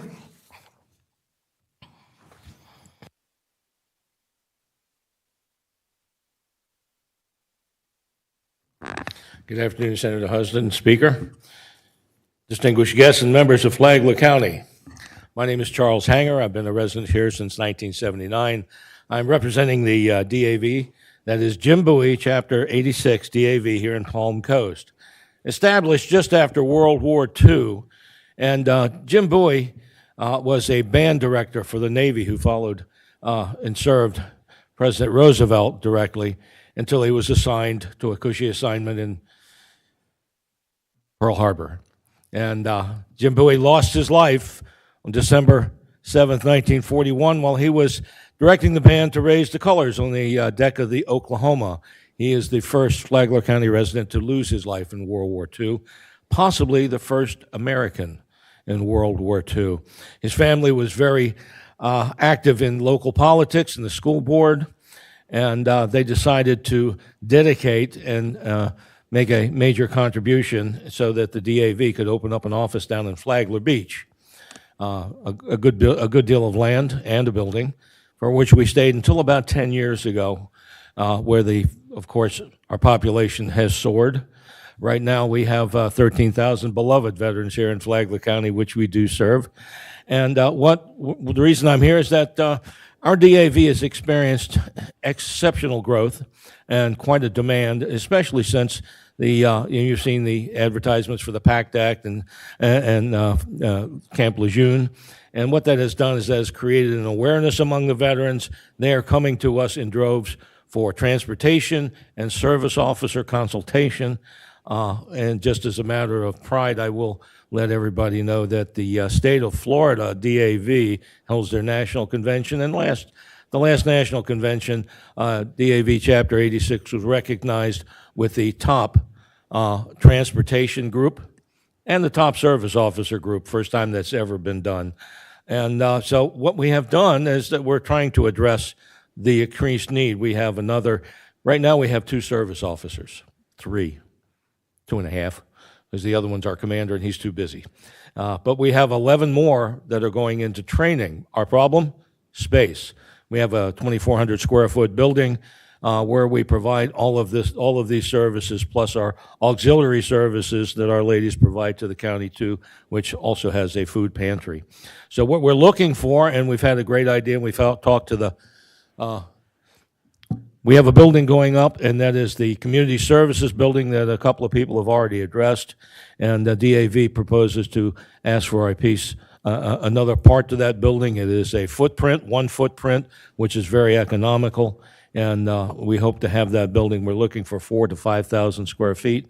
We think that's an excellent opportunity to address the traffic problem because of Heroes Park, people walking northbound over Palm Coast Parkway for special events.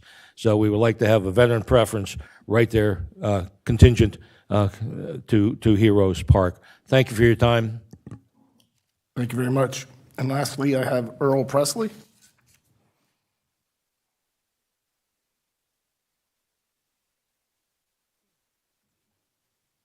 Mr. Presley, that mic too does work if you want to take that and sit down. You don't have to stand. I said that microphone right there on the side does work. I'll be too. all right. Okay, yes, sir. Thank you. Go ahead.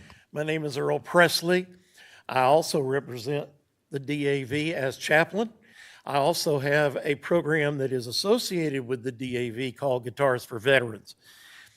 The reason I started that in our particular area is because we have so many veterans.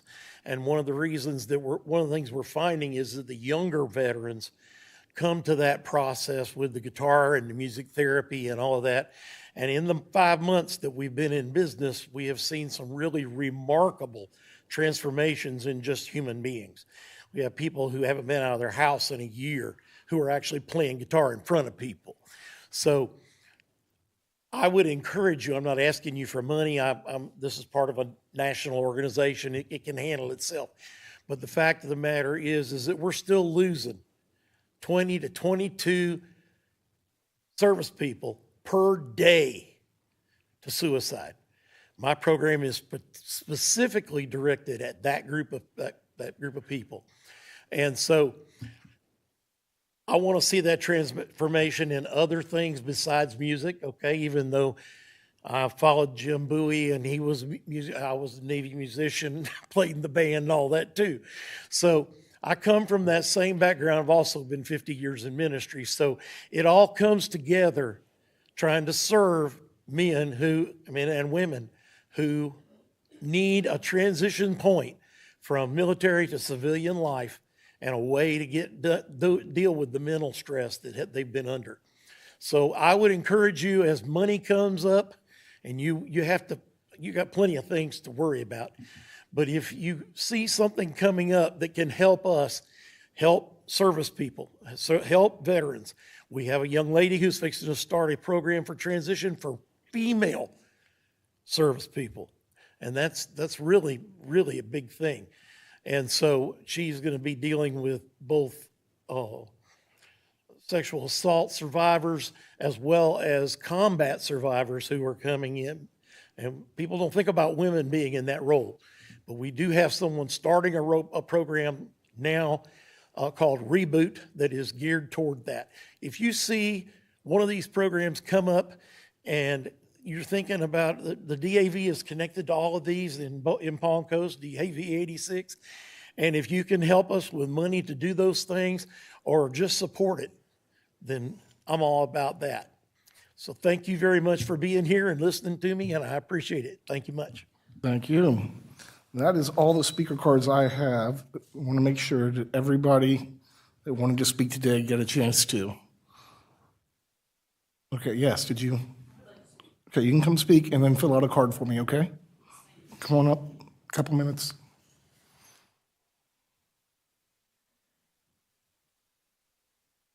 Senator Hudson, Speaker Renner. My name is Kate Komisky. I'm a Florida resident, transplant from Arlington, Virginia last year. I live in Sea Colony on the Barrier Island, and I'm also a member of the board. My purpose here today is to advocate that you provide the legislative support that the county needs for its beach management plan as well as its stormwater master plan. Please also help them be included in the state's program called the Flooding and Sea Level Rise Resilience Plan, which is part of the Resilient Florida Grant Program. I also respectfully request that you lead the effort to identify and appropriate funding that can be obligated and dispersed to the county so that these two plans are fully funded. Sea Colony is a beachside community of 350 homes. We have approximately 1,000 feet of beach, and we have a storm drainage system that was permitted by the St. Johns River Water Management District.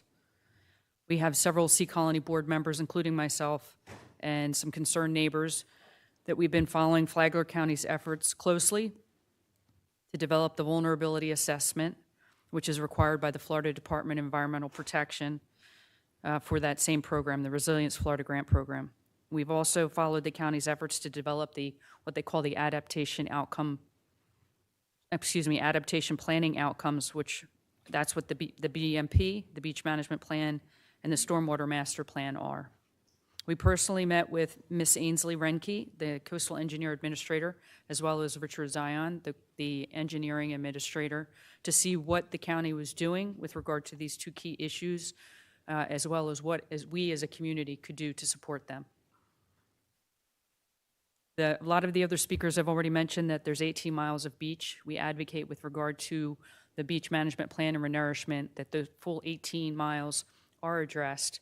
And again, we have about 1,000 feet of that beachfront, because otherwise you've got vulnerability and the citizenry would be at risk. With regard to the drainage system, Sea Colony has one outfall, and it's on what it's called Sea Vista Lake, which is the southernmost point that hits an adjacent HOA, and then they have a ditch that leads to Malacompra Canal. Malacompra Canal connects to the Intracoastal Waterway. That's the only egress that we have for stormwater, excess stormwater to flow through. So it's paramount that both the ditch and Malacompra Canal have the full capacity. We are aware that there are blockages And I know the county is aware, they recently had, with that vulnerability assessment, they had the contracting consulting firm identify Malacomper Canal as one of the top priorities. Mr. Zion also indicated that the county had that as a top priority. So I just want to make those issues in the forefront of your mind. Thank you for your time, your attention, and the opportunity to speak to you. Thank you. Thank you very much. All right, that is everyone that I had on our list, plus the cards that were handed in. So we are back to someone else. Come on up, sir. If you wouldn't mind filling out the form when you're done.